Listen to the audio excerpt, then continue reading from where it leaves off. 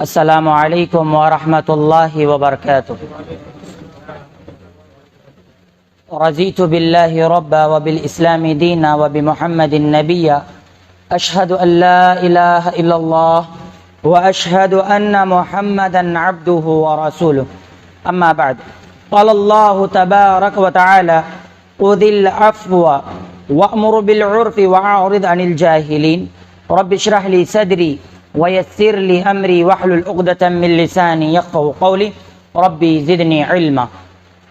حاضرین اکرام، بزرگان اسلام، نوجوان ساتھیوں، میرے عزیز چھوٹے بھائیوں، پردہ نشین ماؤں اور بہنوں، آج کے درس میں نبی اکرم صلی اللہ علیہ وسلم کو جو 4 چیزوں کی طرف متوجہ کرایا گیا ان کا ذکر ہوگا۔ 4 چیزیں۔ نمبر 2، مومنوں کے 5 اوصاف کو آپ کے سامنے رکھا جائے گا انشاءاللہ۔ نمبر 3، اللہ رب العالمین نے سورۃ الانفال کے شروع کے حصے میں یعنی 8ویں پارے کے آخری حصے میں پو پارے میں مومنوں سے 5 مرتبہ مخاطب ہوا ہے۔ ان 5 جگہوں کی آج نشاندہی کرائی جائے گی۔ معزز سامعین اکرام، سب سے پہلے پرسوں ہم نے ایک سوال کیا تھا کہ دل کے تعلق سے کس نبی نے اللہ رب العالمین کے سامنے بات رکھی تھی کہ یہ میرے دل کے اطمینان کے لیے ہے؟ تو الحمدللہ جواب دیا گیا، ابراہیم علیہ السلام۔ اب انہیں تحفہ دینا تو بنتا ہے کہ الحمدللہ انہوں نے اس سوال کا جواب دیا۔ اصل میں کل دیکھ رہا تھا کسی وجہ سے، کسی مصروفیت کی وجہ سے وہ حاضر نہ ہو سکے، تو ہم یہ تحفہ ان تک پہنچاتے ہیں۔ اللہ، اب ہم دعا بھی کرتے ہیں کہ اللہ ان کے علم میں اضافہ فرمائے اور ہم تمام کے علم میں اضافہ فرمائے اور اس کے مطابق اپنی زندگی گزارنے والا ہمیں بنائے، آمین۔ یہ تحفہ پہنچا دیجیے۔ حاضرین اکرام، کل بھی ایک سوال کیا گیا تھا، الحمدللہ بہت سے ساتھیوں نے اس کا جواب دیا ہے۔ آئیے اب ہم ہمارے درس کی طرف لوٹاتے ہیں۔ سورۃ الاعراف سورہ نمبر 7 کی آیت نمبر 199 اور 200 میں اللہ رب العالمین نے نبی اکرم صلی اللہ علیہ وسلم کو 4 چیزوں کی تعلیمات دی۔ آج یہاں پر میں اللہ کی قسم کھا کر کے کہتا ہوں، مسلمانوں میں وہ چیزیں نہیں ہیں۔ یا تو مسلمان بھول چکے ہیں، یا تو مسلمانوں کو ان کی تعلیم نہیں ہے، یا مسلمان جانتے بوجھتے ان چیزوں کو ترک کر رہے ہیں۔ وہ کیا چیزیں تھیں؟ اللہ رب العالمین ارشاد فرماتے ہیں، خذ العفو، اے نبی اکرم صلی اللہ علیہ وسلم آپ عفو درگزر کو لازم پکڑیے، معاف کرتے رہیے۔ دوسرا، وَأْمُرْ بِالْعُرْفِ، اور نیکی کا حکم دیجئے۔ العرف یہ معروف سے ہے، عرفہ سے، آپ نیکی کا حکم دیجئے، اچھائی کی طرف بلائیے۔ وَأَعْرِضْ عَنِ الْجَاهِلِينَ، نادانوں سے، کم علموں سے، جاہلوں سے پرہیز کریے، دور رہیے، ان کو مت پکڑا لیجئے۔ آگے فرمایا، وَإِمَّا يَنزَغَنَّكَ مِنَ الشَّيْطَانِ نَزْغٌ، اگر شیطان تمہیں کوئی وسوسہ ڈال دے، فاستعذ باللہ، تو اللہ رب العالمین سے آپ استعاذہ طلب کیجئے، یعنی اعوذ باللہ من الشیطان الرجیم پڑھیے۔ انہ سمیع علیم، یقیناً اللہ رب العالمین بہت سننے والا اور علم رکھنے والا ہے۔ سب سے پہلے اے نبی اکرم صلی اللہ علیہ وسلم آپ معاف کیجئے۔ خذ العفو، معاف کرنے کو لازم تھامیے۔ نبی اکرم صلی اللہ علیہ وسلم کیسا معاف کرتے تھے؟ ہمارا معاملہ کیا ہے؟ چھوٹی سی غلطی بڑی پہاڑ کی طرح نہیں ہے، چھوٹی سی غلطی کوئی بہت بڑا نہیں ہے مسئلہ، چھوٹی سی غلط فہمی، اس ایک کو پکڑ کر کے ایک دوسرے کی ٹانگ کھینچتے ہیں اور ایک دوسرے کے پیچھے پڑے رہتے ہیں۔ لیکن دیکھیے آپ صلی اللہ علیہ وسلم کہا گیا معاف کیجئے۔ نبی اکرم صلی اللہ علیہ وسلم نے کیسا معاف کیا؟ یہ جو دا 100 لکھنے والے ہیں، دا مائیکل ہارٹ، اس کا ان کی جو لکھے ہے دا 100، اس میں نبی اکرم صلی اللہ علیہ وسلم تذکرہ پڑھ لیجئے معاف کرنے کے مسئلے میں کیسے نبی اکرم صلی اللہ علیہ وسلم تھے۔ مکہ فتح ہوتا ہے، کیا مکہ فتح ہو رہا ہے، نبی اکرم صلی اللہ علیہ وسلم مکے میں داخل ہوئے ہیں، ایک صحابی کہتے ہیں الیوم یوم الملحمہ، الیوم یوم الملحمہ، آج کا تو دن قتل و غارت گری کا دن ہے، آج دشمنوں کے سروں کو دھڑوں سے الگ کرنے کا دن ہے، آج مکہ کی گلیوں میں خون بہانے کا دن ہے۔ ایک صحابی کہتے ہیں کیوں کہتے ہیں؟ کیونکہ یہ وہ مکہ تھا جہاں ان پر ظلم کے پہاڑ توڑے گئے، یہ وہ مکہ تھا جہاں پر انہیں اللہ کی عبادت کرنے سے روکا گیا تھا، یہ وہ مکہ تھا، یہ وہ مکہ کے لوگ تھے جہاں پر صرف لا الہ الا اللہ کہنے پر ریت پر لٹا دیتے تھے اور بڑے بڑے پتھر ان کے سینوں پر رکھتے تھے تپتی ہوئی دھوپ میں۔ ایسے مکہ والوں کے سامنے جا رہے ہیں، مکہ جیت کر جا رہے ہیں، سینہ تان کے جا رہے ہیں۔ اسی لیے صحابی نے مسرت میں بدلہ لینے کے جذبے میں کہہ دیا الیوم یوم الملحمہ، آج تو قتل کرنے کا دن ہے، آج تو غارت گری کا دن ہے، آج تو ہر ایک کی اینٹ سے اینٹ بجانے کا دن ہے۔ یہ بات نبی آخر الزماں افضل البشر بہتر و برتر تک کے پاس پہنچ گئی۔ نبی اکرم صلی اللہ علیہ وسلم نے فرمایا اچھا نہیں، الیوم یوم المرحمہ، الیوم یوم المرحمہ، آج کا دن رحم کرنے کا دن ہے، آج کا دن معاف کرنے کا دن ہے، آج کا دن درگزر کرنے کا دن ہے، کسی کے ساتھ کوئی آج مواخذہ نہیں ہوگا۔ اس دن کون کون تھے پتا ہے؟ نبی اکرم صلی اللہ علیہ وسلم پر اونٹ کی اوجھڑی رکھنے والا بھی موجود تھا، نبی اکرم صلی اللہ علیہ وسلم کی گردن میں پھندا ڈال کے کھینچنے والا بھی اس دن موجود تھا۔ آج کا دن کون سا دن تھا؟ وہ دن نبی اکرم صلی اللہ علیہ وسلم کو ہر طریقے سے پریشان کرنے کا دن تھا۔ اس دن نبی اکرم صلی اللہ علیہ وسلم کہتے ہیں معاف کر دیا گیا ہر ایک کو۔ اس دن ہندا بھی موجود تھی جو بعد میں اسلام لائیں۔ یہ کون ہندا تھی؟ حضرت حمزہ رضی اللہ عنہ کے ناک کان کاٹنے والی خاتون تھی۔ حضرت حمزہ جو نبی اکرم صلی اللہ علیہ وسلم کے چچا تھے، اس چچا کو قتل کرنے والے وحشی بن حرب بھی موجود تھے۔ 3 سال تک، 1-2 نہیں میرے عزیز ساتھیوں، 3 سال تک مکہ کو چھوڑ کر کے جنگل میں ایک پہاڑی میں 3 سال تک رہنے پر مجبور کرنے والے تمام کے تمام لوگ موجود تھے۔ ایسے وقت پر میرے آخر الزماں کیا فرماتے ہیں؟ یہ دن رحم کرنے کا دن ہے، یہ دن معاف کرنے کا دن ہے۔ کیا آج ہمارے پاس یہ دم ہے کہ ہم اپنے بھائیوں کو معاف کریں، ان کی غلطیوں کو معاف کریں؟ نہیں ہے، ہم 1 انچ نہیں ہٹتے۔ لیکن نبی اکرم صلی اللہ علیہ وسلم نے سب سے پہلے اپنے جان کے دشمنوں کو معاف کیا، آپ کو دیکھ کر کے تمام صحابہ نے ان کو معاف کر دیا۔ سبحان اللہ، یہ تھا نبی اکرم صلی اللہ علیہ وسلم کو جیسے حکم ملا نبی اکرم صلی اللہ علیہ وسلم عمل کرتے ہیں۔ حاضرین اکرام، آگے فرمایا وَأْمُرْ بِالْعُرْفِ، نیکی کا حکم دیتے رہیے۔ نبی اکرم صلی اللہ علیہ وسلم کیسے نیکی کا حکم دیتے تھے؟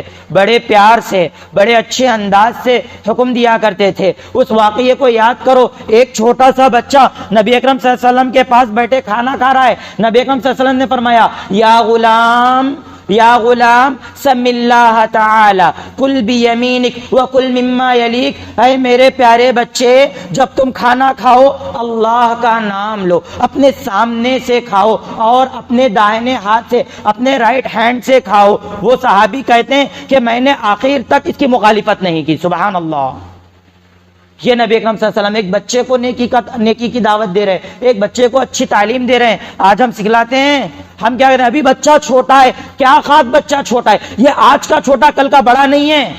یہ آج جو لیفٹ ہینڈ سے کھا رہا ہے کل یہ بڑا ہو کر کے تمام دنیا کو اسی لیفٹ ہینڈ پر نچانے والا نہیں ہے۔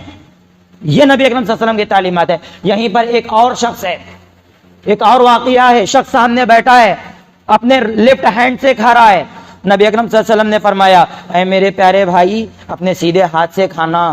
غرور کبھی کسی کو کہیں کا نہیں چھوڑتا۔ اس نے غرور میں کہا کہ نہیں، میرا یہ سیدھا ہاتھ میرے منہ تک نہیں پہنچتا۔ نبی اکرم نے کہا کہ ایسا ہی ہوگا۔ راوی کرنے والے صحابی، روایت کرنے والے راوی صحابی کہتے ہیں کہ اس کی آخری سانس آ گئی لیکن اس کا سیدھا ہاتھ اس کے منہ تک نہیں پہنچا۔ اب بتلائیے، نبی کے احکام کی ہم خلاف ورزی کرتے ہیں تو ہمارا کیا معاملہ ہے اگر رب ہمیں ایک مسئلے میں پکڑ لے؟ معزز حاضرین اکرام، یہ نبی اکرم صلی اللہ علیہ وسلم جو نیکی کا حکم دے رہے ہیں، کبھی توحید کی طرف بلاتے ہیں، کبھی رسالت کی طرف بلاتے ہیں، کبھی جہنم سے ڈراتے ہیں، کبھی جنت کی تعلیمات دیتے ہیں۔ تیسری بات بتلائی گئی وَأَعْرِضْ عَنِ الْجَاهِلِينَ، جو لوگ جاہل ہیں، نادان ہیں، کم علم ہیں، کم ظرف ہیں، ان کے پیچھے مت پڑیے، چھوڑ دیجئے۔ چھوٹی سی مثال پیش کرتا ہوں، نبی اکرم صلی اللہ علیہ وسلم مکہ میں آ رہے ہیں، نبی اکرم صلی اللہ علیہ وسلم مکہ میں ہیں، بازار لگا ہے، لوگ مختلف گاؤں سے آ رہے ہیں، نبی اکرم صلی اللہ علیہ وسلم جاتے ہیں اور انہیں صرف ایک چیز کی دعوت دیتے ہیں، قولوا لا الہ الا اللہ تفلحو، تم لا الہ الا اللہ کہہ لو، اس لا الہ الا اللہ پر آخری سانس تک تم ڈٹے رہو، تفلحو، تم کامیاب ہو گئے۔ مکہ والوں کو کہتے ہیں عرب کی عجم کی ہر حکومت تمہارے قدموں پر ہے، بس لا الہ الا اللہ کہہ لو۔ اس سے پیاری کیا بات ہو سکتی ہے؟ ومن احسن قولا ممن دعا الی اللہ، اس شخص سے پیاری بات کس کی ہو سکتی ہے، اس سے اچھی بات کس کی ہو سکتی ہے جو اپنے رب کی طرف بلاتا ہے۔ اس پیارے نبی کی مخالفت میں کبھی ابو جہل کبھی ابو لہب پیچھے پڑ جاتے ہیں اور مکہ والوں کے سامنے کہتے ہیں یہ مجنون ہے، یہ جادوگر ہے، یہ فلاں ہے، اور کبھی سیٹیاں بجاتے ہیں، کبھی تالیاں بجاتے ہیں تاکہ دوسرے لوگ ان کی بات نہ سنیں۔ لیکن نبی اکرم صلی اللہ علیہ وسلم ان کو نہیں پکڑا لیتے، چھوڑ دیتے ہیں، کیونکہ وہ جاہل ہیں، وہ کم ظرف ہیں، کم علم ہیں، ان کو حق سمجھ نہیں آ رہا ہے۔ لیکن آج ہمارا مسئلہ کیا ہے؟ اگر ہمارے پیچھے کوئی کچھ کہہ دے تو ہم اس شخص کے پیچھے ایسے ہاتھ دھو کر کے پڑ جاتے ہیں کہ ہمارے ہاتھ بہت صاف ستھرے ہو جاتے ہیں، ایسا لگتا ہے کہ وہ ہاتھ دھو کر کے نہیں بلکہ پورے نہا دھو کر کے ان کے پیچھے پڑ گئے ہیں۔ انا للہ وَإِنَّا إِلَيْهِ رَاجِعُونَ۔ تو دیکھیے، پہلا معاف کرنے کا حکم دیا گیا، نبی اکرم صلی اللہ علیہ وسلم آخری سانس تک معاف کرتے رہے۔ دوسرا، نبی اکرم صلی اللہ علیہ وسلم کو نیکی کا حکم دیا گیا، نیکی کی طرف بلانے کا، نبی اکرم صلی اللہ علیہ وسلم آخری سانس تک نیکی کی طرف بلاتے رہے۔ تیسرا، جاہلوں سے اعراض کرنے کا حکم دیا گیا، نبی اکرم صلی اللہ علیہ وسلم جاہلوں سے اعراض کرتے ہیں۔ چوتھا، وَإِمَّا يَنزَغَنَّكَ مِنَ الشَّيْطَانِ نَزْغٌ، اگر شیطان تمہیں کوئی وسوسہ ڈالتے فَاسْتَعِذْ بِاللَّهِ، تم اللہ رب العالمین سے استعاذہ طلب کرو، اللہ کی پناہ طلب کرو، یعنی اعوذ باللہ من الشیطان الرجیم پڑھو۔ تو ہمیں بھی چاہیے کہ اس عمل کو اختیار کریں۔ جب بھی ہمیں ایسا لگے کہ آسمان کو بنانے والا اللہ، زمین کو بنانے والا اللہ، فلاں کو بنانے والا اللہ، سب کچھ اللہ بنانے والا ہے، تو نعوذ باللہ اللہ کو کس نے بنایا؟ جب کبھی بھی ایسا سوال ذہن میں آ جائے فوراً ہم پڑھیں گے اعوذ باللہ من الشیطان، ذرا آواز سے بولیں اعوذ باللہ من الشیطان الرجیم۔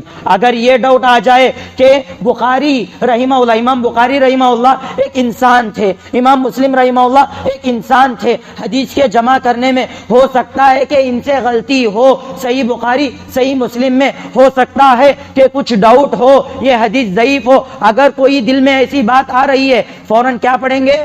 اعوذ باللہ من الشیطان الرجیم، کیونکہ قرآن کے بعد صحیح بخاری صحیح مسلم کو سب سے صحیح قرار کتاب دیا گیا ہے۔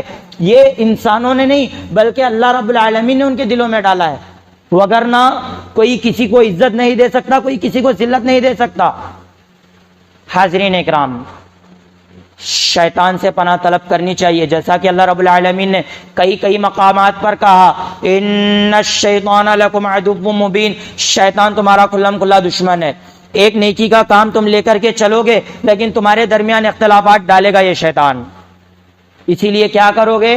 تھوڑی سی غلط فہمی بڑھنے کے چانسز سے غلط فہمی کو کلیئر کرو گے اور فوراً کہو گے اعوذ باللہ من الشیطان الرجیم۔ چاہے بھائی بھائی کے مسئلے ہوں، چاہے میاں بیوی کے مسئلے ہوں، چاہے باپ بیٹے کے مسئلے ہوں، چاہے تجارت کے مسئلے ہوں، چاہے وہ استاد اور شاگرد کے مسئلے ہوں، جو کوئی بھی مسئلے ہوں، ہمیں ہر وقت کیا پڑھنا چاہیے؟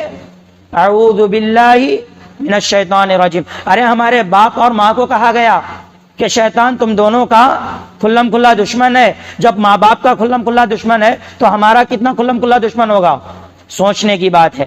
حاضرین اکرام، اس سورہ میں، سورہ اعراف میں توحید کی بہت باتیں بتلائی گئیں، تمام انبیاء کا، ایک انبیاء کا ذکر بھی کیا گیا۔ آخر میں سجدے کی باری آئی، سجدہ کیے نا، چھٹی رکعت میں ہم نے سجدہ کیا۔ کیا ہے وہ آیت کا ترجمہ پڑھ کر کے ہم آگے بڑھتے ہیں۔ ان الذین عند ربک لا یستکبرون عن عبادتہ، یقیناً وہ جو آپ کے رب کے پاس ہیں، آپ کے رب کی عبادت سے وہ تکبر نہیں کرتے. ان الذین، یقیناً وہ جو عند ربک، آپ کے رب کے پاس ہیں، لا یستکبرون، وہ تکبر نہیں کرتے، وہ گھمنڈ، وہ فخر نہیں کرتے، عن عبادتہ، اپنے رب کی عبادت سے. اپنے رب کے پاس کون ہے؟ فرشتے ہیں. فرشتوں کے تعلق سے کہا گیا کہ جب اللہ رب العالمین کی عبادت کی بات آتی تو فرشتے اللہ رب العالمین کی عبادت پر تکبر نہیں کرتے، اللہ رب العالمین کی بات کی مخالفت نہیں کرتے. بعض لوگ کہتے ہیں آدم علیہ السلام کے تعلق سے اللہ رب العالمین نے کہا اذ قال ربک للملائکۃ انی جاعل فی الارض خلیفہ، کہ میں دنیا میں خلیفہ بنانے والا ہوں. فرشتوں نے کہا کہ اے اللہ تو ایسے لوگوں کو کیوں بناتا ہے جو قتل و غارت گری کریں، جو ایک دوسرے کو قتل کریں، فساد مچائیں. بعض لوگ کہتے ہیں کہ فرشتے تکبر میں آ گئے تھے، نعوذ باللہ نعوذ باللہ. اللہ کا حکم ہوا فوراً فرشتے قبول کرنے والے ہیں، تکبر میں نہیں آتے. یہ آیت اس کا جواب ہے. جو لوگ کہتے ہیں کہ جیسے ہی آدم علیہ السلام کے بات آئی فرشتے جو ہیں نا تکبر میں آ گئے، ہم تیری زیادہ عبادت کرنے والے ہیں، نحن نسبحک ونقدس لک، ہم تیری تسبیح بیان کرتے ہیں، تیری پاکی بیان کرتے ہیں، تو ان کو کیوں بناتا؟ فرشتے غرور میں آ کر کے یہ بات کہے، سراسر جھوٹ ہے، فرشتوں پر الزام ہے. فرشتے سیدھی سیدھی بات کرنے والے، رب کا جیسے ہی حکم آئے اس پر عمل کرنے والے ہیں. کہہ رہے ہیں نا لا یستکبرون، وہ اللہ کی عبادت سے تکبر نہیں کرتے. وَيُسَبِّحُونَهُ، اللہ رب العالمین کی وہ تسبیح بیان کرتے ہیں، اللہ رب العالمین کی وہ پاکی بیان کرتے ہیں. وَلَهُ يَسْجُدُونَ، اور اسی کے لیے سجدہ کرتے ہیں. اے انسانوں، جب فرشتے بغیر گناہ کے ہر طریقے سے پاک ہو کر کے ہر اعتبار سے صاف ستھرے ہیں گناہوں کے معاملے میں، اللہ کی عبادت میں تکبر بھی نہیں کرتے، ایسے فرشتے جب آپ کے رب کے سامنے سجدہ کر رہے ہیں، اے انسانوں اب تم بھی اللہ کے رب کے سامنے سجدہ کرو، تم بھی اللہ کے سامنے سجدہ کرو، اپنے رب کے سامنے سجدہ کرو. لہٰذا ہم سجدہ کرتے ہیں، لہٰذا ہم اپنے رب کے سامنے سجدہ کرتے ہیں. کیوں؟ جب فرشتے بغیر کسی گناہ کے اپنے رب کے سامنے سجدہ کر رہے ہیں. ہم تو گناہگار ہیں نا، ہم تو خطا کار ہیں نا. ہم سے جب صبح ہوتی ہے، صبح سے لے کر شام تک ہماری ہر سانس گناہوں میں ڈوبی ہوئی ہے نا، تو ہم اور اچھے انداز میں سجدہ کرتے ہیں اور سجدے کی دعا بھی پڑھتے ہیں. سجدہ وجہی للذی خلق وشق سمعہ. تو حاضرین اکرام، اس لیے سجدے کا حکم دیا گیا. ترمذی کی حدیث ہے جب اس آیت پر نبی اکرم صلی اللہ علیہ وسلم پہنچتے تو باقاعدہ سجدہ کرتے. تو لہٰذا جب کبھی بھی ہم یہ آیتیں پڑھیں تو سجدہ کرنا چاہیے. اس کے بعد شروعات ہوتی ہے سورہ انفال کی. سورہ انفال سورہ نمبر 8 ہے. انفال کا معنی ہے مال غنیمت. مال غنیمت کسے کہتے ہیں؟ مال غنیمت کہتے ہیں مسلمانوں کی جنگ ہوئی کفار سے، کفار ہار گئے، ہارنے کے بعد کفار اپنے ساتھ مال لے کر کے نہیں جاتے، بھاگنا شروع کرتے ہیں، تو ان کے اوزار چھوٹ جاتے ہیں، ان کے کھانے پینے کا مال میدان میں چھوٹ جاتا ہے، تو ان تمام مال کو جمع کر لینا ہے. پہلے کی امتوں میں یہ حرام تھا، لیکن نبی اکرم صلی اللہ علیہ وسلم اور اللہ رب العالمین نے اسے مسلمانوں پر حلال کیا کہ جب دشمن میدان چھوڑ کر کے بھاگ جائیں تو اس مال کو جمع کر لیں اور باقاعدہ اسے حاصل کریں. مسئلہ یہ ہوا کہ یہ انفال کس کے لیے ہے، مال غنیمت کس کے لیے ہے؟ بعض لوگوں نے سوال کیا، یسألونک عن الانفال، اے نبی اکرم صلی اللہ علیہ وسلم آپ سے یہ مال غنیمت کے بارے میں سوال کرتے ہیں، آپ جواب دیجئے. قل الانفال للہ والرسول، یہ جو انفال ہے، یہ جو مال غنیمت ہے، یہ اللہ کے فیصلے سے ہوگا، یہ رسول اکرم صلی اللہ علیہ وسلم کے فیصلے سے ہوگا.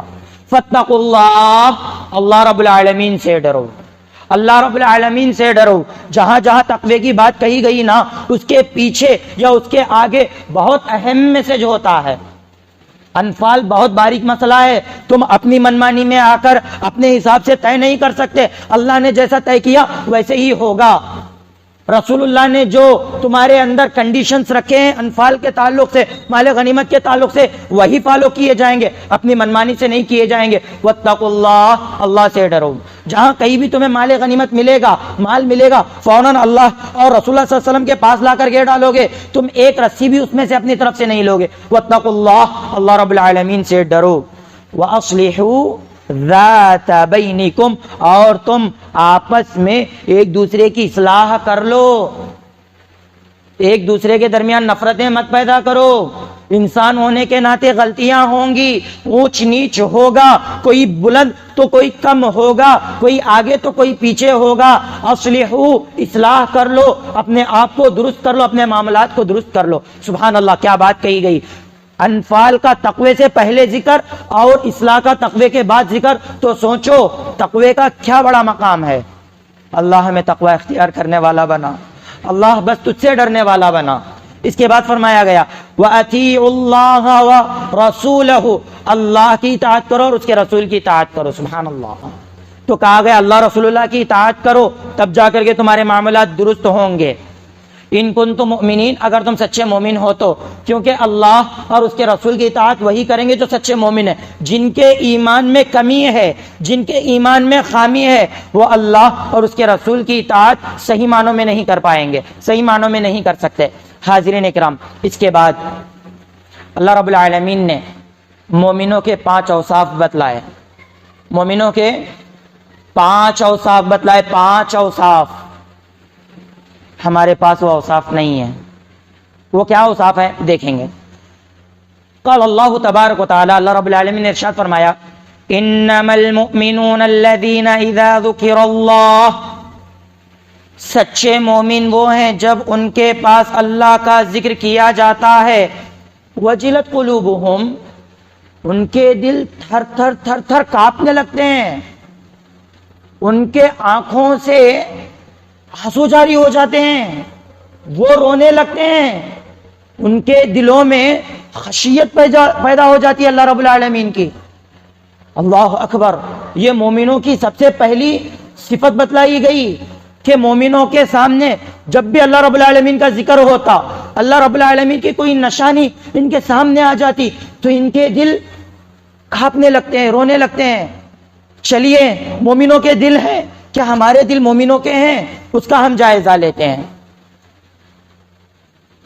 ہمارے دل مومنوں کے دل نہیں ہیں، کیونکہ اللہ رب العالمین کی ایسی آیتیں ہیں جب پڑھی جاتی ہیں تو ہمارے آنکھوں سے آنسو نہیں آتے، ہمارے آنکھوں سے آنسو نہیں آتے۔ ثم قست قلوبكم من بعد ذلك فَهِيَ كَالْحِجَارَةِ أَوْ أَشَدُّ قَسْوَةً، بنی اسرائیل کی جو صفت بتلائی گئی، آج ہم مسلمانوں کی یہ صفت ہے۔ اللہ رب العالمین نے بتلایا ثم قست قلوبکم، پھر ان کے دل سخت ہو چکے ہیں، ان کے دل بہت سخت ہو چکے ہیں۔ ثم قست قلوبکم من بعد ذلك، اس کے بعد تمام مسائل پیش کیے جانے کے باوجود بنی اسرائیل کے دل بہت سخت ہو چکے ہیں۔ او اشد قسوہ،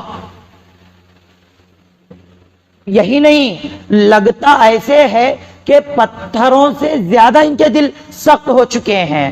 اور اللہ رب العالمین نے پتھروں کے تعلق سے نقشہ کھینچا کہ بعض پہاڑ تو ایسے ہیں کہ جن سے نہریں بہنے لگتی ہیں، جن سے پانی نکلنے لگتا ہے۔ بعض پہاڑ تو ایسے ہیں شقت پھٹ جاتے ہیں، پھٹ کر کے ان کے اندر سے پانی نکلتا ہے۔ ایک تو وہ پانی جو اوپر سے بہتے ہوئے پہاڑوں کے درمیان میں سے نکلتا ہے، دوسرا وہ پانی جو پہاڑوں کو چیر کر کے نکلتا ہے۔ بعض پہاڑ تو ایسے ہیں جو رب کے جلال کو، رب کی شان کو، رب کے مقام اور مرتبے کو برداشت نہیں کر پاتے اور ڈھل جاتے ہیں، اپنے مقام سے ڈھل جاتے ہیں۔ اللہ اکبر، یہ پہاڑوں کا مسئلہ ہے۔ لیکن ہمارے دل کیسے ہیں؟ ہم پر آیتوں کا اثر نہیں ہوتا، ہم پر آیتوں کے تعلق سے کوئی اثر نہیں ہوتا، یہ ہمارے دلوں کا حال ہے۔ صحابہ اکرام کا کیا مسئلہ تھا؟ ابو بکر صدیق رضی اللہ عنہ کی سیرت دیکھ لیں، عمر بن خطاب کی سیرت دیکھ لیں، علی بن ابی طالب کی سیرت دیکھ لیں، یا عثمان بن عفان رضی اللہ عنہ کی سیرت دیکھ لیں، یا حضرت حنظلہ کے معاملات دیکھ لیں، یا ابو ہریرہ رضی اللہ عنہ کی تمام صحابہ کی زندگیوں کو دیکھ لو، جہاں جہاں جہنم کی باتیں کی جاتی ہیں وہ ڈرنے لگتے ہیں اور ایسے رونے لگتے ہیں کہ ان کی داڑیاں بھیگ جاتی ہیں۔ اللہ اکبر، یہ قرآن پڑھنے کے بعد ان کا معاملہ ہے، وہ اتنے نرم ہو جاتے ہیں۔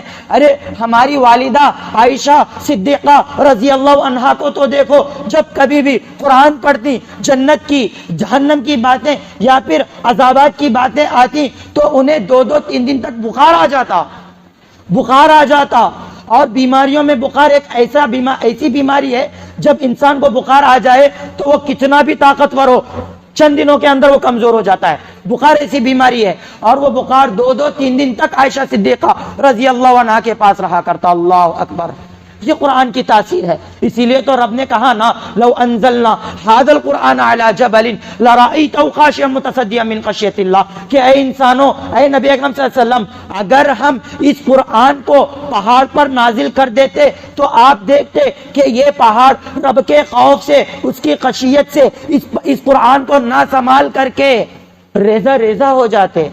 اور آج ہمارے دلوں کا حال، پتھر ہو چکے ہیں، پتھر سے بھی غیر گزرے ہیں۔ پتھر تو اللہ کے ڈر سے کہیں رو رہا ہے، کہیں پانی بہا رہا ہے، کہیں گر رہا ہے، اور ہمارے دلوں کا اس سے بدتر حال ہے۔ کیا ایسا نہیں ہے؟ اسی لیے تو ابراہیم علیہ السلام نے کہا تھا، یطمئن قلبی، اے اللہ میرے دل کے اطمینان کے لیے میں یہ کر رہا ہوں۔ تو اس دل کی حفاظت کرنا ضروری ہے، اس دل کے تعلق سے ہمیں غور و فکر کرنا ضروری ہے۔ اگر ہم نے اس دل کو لائٹ لے لیا، قیامت کے دن یہی دل ہمیں کھڈے میں ڈالنے والا، یاد رکھ لیجئے۔ اذا صلحت صلح الجسد كله واذا فسدت فسد الجسد كله، انسان کے جسم میں ایک ٹکڑا ہے، ایک لوتھڑا ہے، اگر وہ درست ہے، اگر وہ صحیح ہے، پورے کا پورا جسم صحیح ہوگا۔ اگر وہ بگڑ جائے، اگر وہ خراب ہو جائے، پورا جسم بگڑ جاتا ہے، پورا جسم برباد ہو جاتا ہے۔ الا وہی القلب، یاد رکھ لیجئے، خبردار، وہ دل ہے، وہ دل ہے۔ اور نبی اکرم صلی اللہ علیہ وسلم نے اپنے سینے کی طرف اشارہ کر کے بتلایا کہ کہیں تم دل کو کسی اور جگہ نہ سمجھو، وہ دل تمہارے سینے میں اندر ہے۔ اس دل کی حفاظت کیجئے، اس دل کو صحیح اللہ کے راستے پر لگائیے۔ میرا دل کہے گا تو میں کروں گا، میرا دل بولے گا تو میں کروں گا، ایسی چیز مسلمانوں میں نہیں آنی چاہیے۔ اس کے بعد اللہ رب العالمین نے مومنوں کی پہلی صفت بتلائی، جب ان کے پاس اللہ کا ذکر کیا جاتا تو ان کی آنکھ نہیں، پہلے ان کے دل روتے ہیں۔ جب دل روتا ہے تب آنکھوں میں آنسو آتے ہیں، بغیر دل کے احساس کے آنکھوں سے آنسو نہیں نکلتے۔ پہلے دل کی بات کہی گئی، بعد میں آنکھوں کا مسئلہ آتا ہے۔ اس کے بعد فرمایا گیا وَإِذَا تُلِيَتْ عَلَيْهِمْ آيَاتُهُ زَادَتْهُمْ إِيمَانًا، جب کبھی ان کے پاس قرآن کی آیتوں کی تلاوت کی جاتی ہے ان کا ایمان بڑھ جاتا ہے۔ قرآن کی تلاوت سے ان کے ایمان میں مضبوطی آتی ہے، ایمان جتنا تھا اتنا نہیں رہتا، بڑھ جاتا ہے۔ اس آیت سے ایک بات پتہ چلتی ہے کہ ایمان گھٹتا بھی ہے، بڑھتا بھی ہے۔ بعض لوگ کہتے ہیں ایمان ایکول ہے، اگر ایمان لا لیا مرتے دم تک ایک ہی رہے گا ایمان، ایسی بات نہیں ہے۔ جب کبھی بھی ان پر آیتوں کی تلاوت کی جاتی ہے ان کا ایمان بڑھ جاتا ہے، ان کا ایمان بڑھ جاتا ہے۔ اچھا، آج آپ سے ایک سوال ہے، جو جواب دیں گے ان کے لیے انعام ہے۔ غسیل الملائکہ کس صحابی کا لقب تھا؟ غسیل الملائکہ کس صحابی کا لقب تھا؟ کس صحابی کا یہ ٹائٹل تھا؟ اللہ رکھے، رسول صلی اللہ علیہ وسلم نے کس صحابی کو غسیل الملائکہ کہا تھا؟ ذرا کوئی جواب دیجئے جی۔ غسیل الملائکہ کون سے صحابی؟ نہیں، کوئی اور؟ کیسے صحابی ہیں پتا ہے؟ اکثر لوگوں کا نکاح ہوا ہے نا، شادی کے بعد 2 دن کے لیے بیوی کو یعنی اپنی شریک حیات کو چھوڑنے کے لیے راضی نہیں ہوتے، 2 دن کے لیے۔ بھائی یہ وہ صحابی ہیں، نکاح ہوا ہے، شب زفاف فرسٹ نائٹ جسے کہا جاتا ہے، منائے ہیں، اتنے میں اعلان ہوا کہ چلو جنگ میں نکلنا ہے، بغیر غسل کے نبی کا حکم آیا، یہ صحابی دنیا کی لذتوں کو چھوڑ کر کے، اپنی اس شریک حیات کو چھوڑ کر کے اللہ کی راہ میں نکل رہے ہیں. اور وہ خاتون بھی کیا خاتون تھی، سبحان اللہ. وہ صحابیہ بھی کیا صحابیہ تھی، سبحان اللہ. نہیں روکا کہ ارے ہم ابھی تو ہماری شادی ہوئی ہے، نبی سے اجازت لے لو، ایسے نہیں کہا، بلکہ کہا کہ تم جاؤ. سبحان اللہ. ہماری ماؤں کو ایسے ایمان والا ہونا چاہیے، ہماری بہنوں کو ایسے مضبوط کردار والا ہونا چاہیے. یہ وہ صحابی ہیں جن کا نام حنزلہ رضی اللہ عنہ ہے. کیا نام ہے؟ حنزلہ ہے. اپنے بچوں کا نام رکھنا چاہتے ہیں تو ایسے نام رکھیے. یہ کیا انٹرنیٹ میں، گوگل میں، فلاں میں تلاش کر کے نئے نئے نام تلاش کرتے ہو. ایمان والوں کے نام رکھیے، بچوں کے بھی ایمان مضبوط ہوں گے. اثر تھوڑا نہ تھوڑا ہوگا. بچوں کو سنائیے تیرا نام حنزلہ ہم نے اس لیے رکھا ہے کیونکہ تو اس صحابی کے تھوڑا نہ تھوڑا کردار والا بن. یہ وہ صحابی ہیں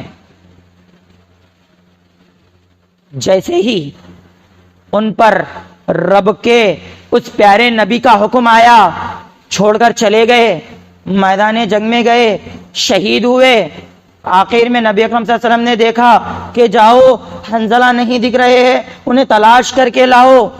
صحابہ نکلتے ہیں. ایک صحابی دیکھتے ہیں کہ ایک پہاڑ کے ٹیلے کے اوپر لاش ہے، اس لاش سے پانی ٹپک رہا ہے.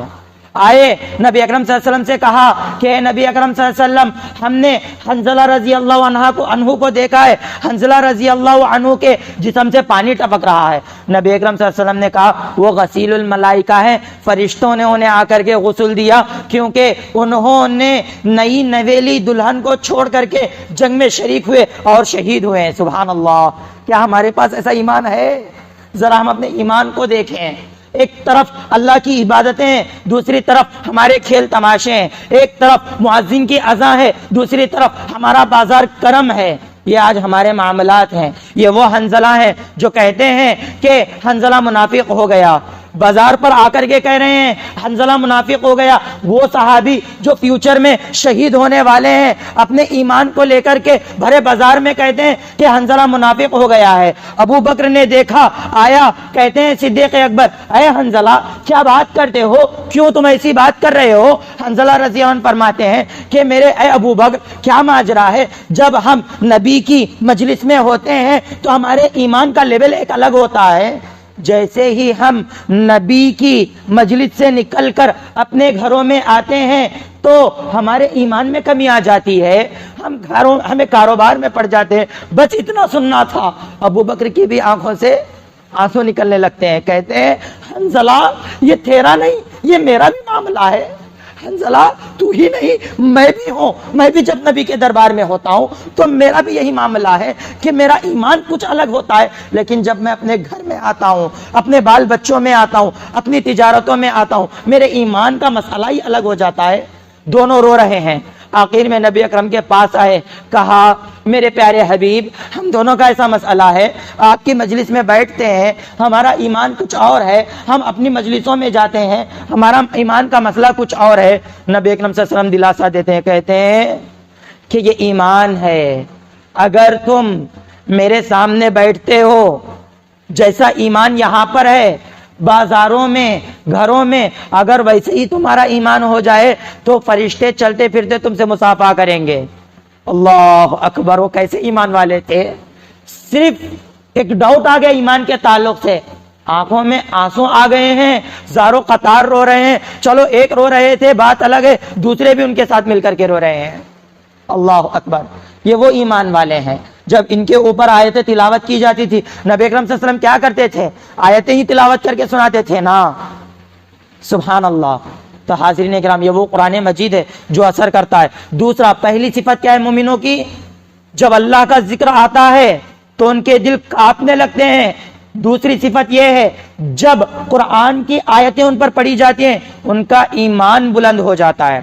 تیسری ان کے تعلق سے صفت بتلائی گئی، وَعَلَىٰ رَبِّهِمْ يَتَوَكَّلُونَ.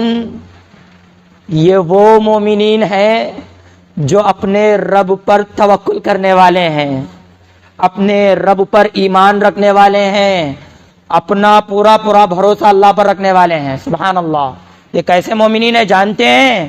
313 ہیں، 1000 کی فوج سامنے ہے، لیکن ان کے ایمان میں ذرا برابر کمی نہیں آئی. یہ وہ صحابہ ہے. کیسے مومن ہے پتا ہے؟ خبیب کو یاد کیجئے، سولی پر چڑھنا ہے، سولی پر کفار تمام کے تمام کھڑے ہوئے ہیں، کسی کے ہاتھ میں نیزہ ہے، کسی کے ہاتھ میں چھری ہے، موب لنچنگ کرنے کے لیے تیار ہیں. پوچھا گیا کہ آخری خواہش کیا ہے؟ خبیب کہتے ہیں بس میری آخری خواہش ہے کہ 2 رکعت نماز پڑھ لوں. 2 رکعت. کتنے رکعت؟ 2 رکعت نماز پڑھ رہے ہیں، اور نماز بھی اتنی لمبی نہیں کی ہے، مختصر سی پڑھے.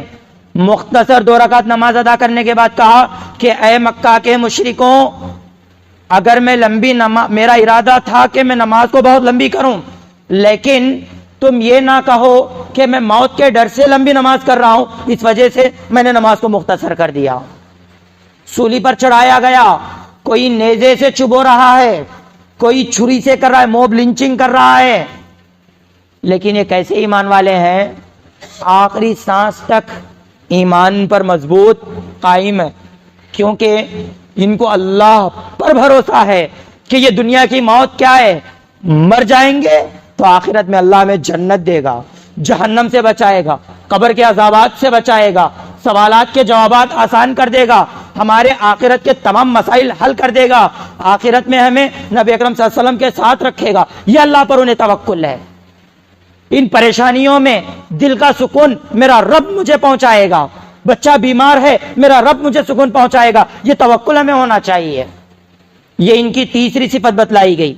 چوتھی صفت بتلائی گئی ہے مومنوں کی، الذین یقیمون الصلاۃ. یہ وہ مومن ہیں جو نماز کو قائم کرتے ہیں. نماز کو مومن اپنے من کی نماز نہیں پڑھتے، مومن اماموں، پیروں، ملاؤں، مرشدوں کی نماز نہیں پڑھتے، مومن کسی کے بتلائے ہوئے طریقے کی نماز نہیں پڑھتے. مومن جو نماز پڑھتے ہیں، صلو کما رأیتمونی اصلی، تم نے جس طرح مجھے یعنی نبی اکرم صلی اللہ علیہ وسلم نماز پڑھتے دیکھا اسی طریقے سے نماز پڑھو. تو یہ مومن ان کو دیکھ کر کے نماز پڑھتے ہیں. یہ مومن نبی کی بتائی ہوئی نماز پڑھتے ہیں. یہ مومن نبی کے بتائے ہوئے روزے رکھتے ہیں. یہ مومن اپنی منمانی تسبیحات نہیں کرتے، آیت کریمہ اپنے من کی نہیں پڑھتے، جو نبی نے قرآن میں اللہ کے حکم سے یونس علیہ السلام کے ذکر میں فرمایا لا الہ الا انت سبحانک انی کنت من الظالمین، یہ وہ آیت کریمہ پڑھتے ہیں، ہر وقت پڑھتے ہیں، نبی کی مخالفت نہیں کرتے. یہ وہ مومن ہیں. جب کبھی بھی نماز کی باری آ جاتی تو وہ فوراً نمازوں میں مسجدوں میں حاضر بھی ہوتے ہیں، نبی نے جیسی بتلائی ویسی نماز قائم کرتے ہیں، منمانی نہیں کرتے. اس کے بعد فرمایا وَمِمَّا رَزَقْنَاهُمْ يُنْفِقُونَ. یہ وہ مومن ہیں جو اللہ کی راہ میں خرچ کرتے ہیں جو کچھ اللہ نے انہیں رزق دیا ہے.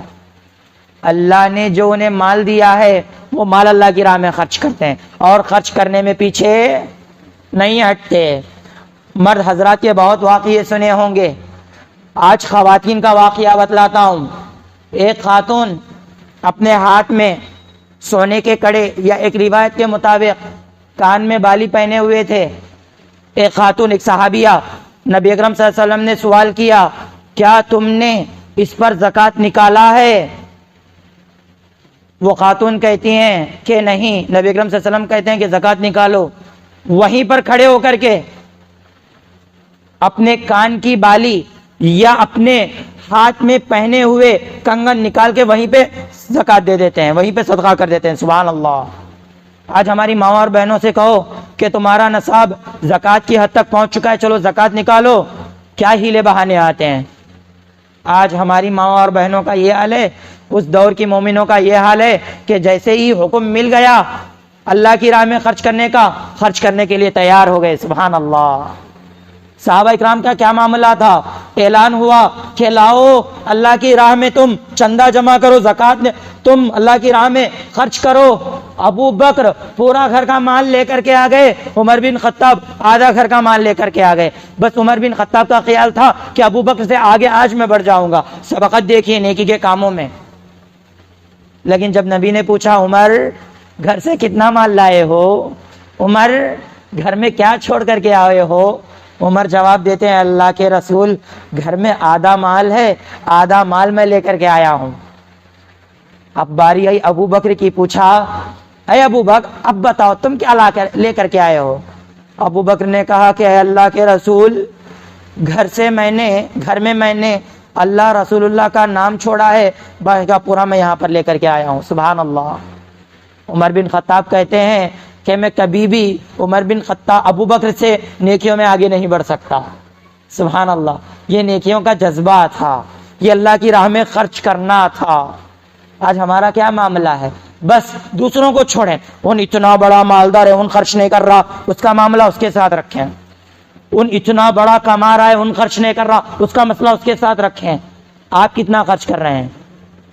آپ نے یا ہم نے اللہ کی راہ میں اپنی طرف سے کتنا قربان کیا ہے؟ بس اس کا ہم خیال کریں۔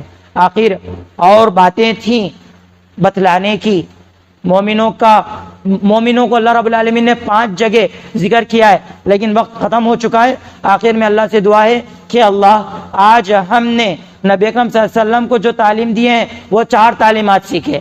نمبر 1 معاف کرنا، نمبر 2 نیکی کی طرف بلانا، نمبر 3 جاہل کم علم کم ظرف لوگوں کو چھوڑ دینا، ان کو نہیں پکڑا لینا، نمبر 4 کیا چیز سیکھی ہم نے؟ نمبر 4 اعوذ باللہ من الشیطان الرجیم۔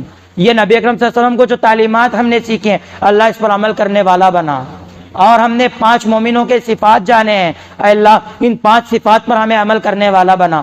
سب سے پہلی صفت مومنوں کی ہم نے جانی، جب کبھی بھی تیرا ذکر ان مومنوں کے پاس کیا جاتا ان کے دل ڈرنے اور کانپنے لگتے ہیں، اے اللہ وہ دل ہمارے بھی بنا دے۔ نمبر 2 جب کبھی بھی ان پر آیتیں تلاوت کی جاتی قرآن کی، ان کا ایمان بڑھ جاتا ہے، لہٰذا ہمارا بھی ایمان قرآن کی آیتوں سے ایمان بڑھ جائے، اے اللہ یہ توفیق ہمیں عطا فرما۔ تیسری چیز یہ اپنے رب پر اللہ پر توکل کرتے ہیں، اے اللہ صحیح معنوں میں سچے معنوں میں تجھ پر توکل کرنے والا، تجھ پر بھروسہ کرنے والا ہمیں بنا۔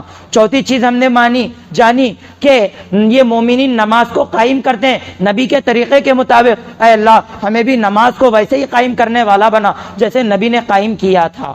5ویں چیز ہم نے جانی کہ یہ مومنین اللہ کی راہ میں خرچ کرتے ہیں، اے اللہ ہمیں بھی خرچ کرنے والا بنا۔ آمین۔ وآخر دعوانا الحمدللہ رب العالمین، والسلام علیکم ورحمۃ اللہ وبرکاتہ۔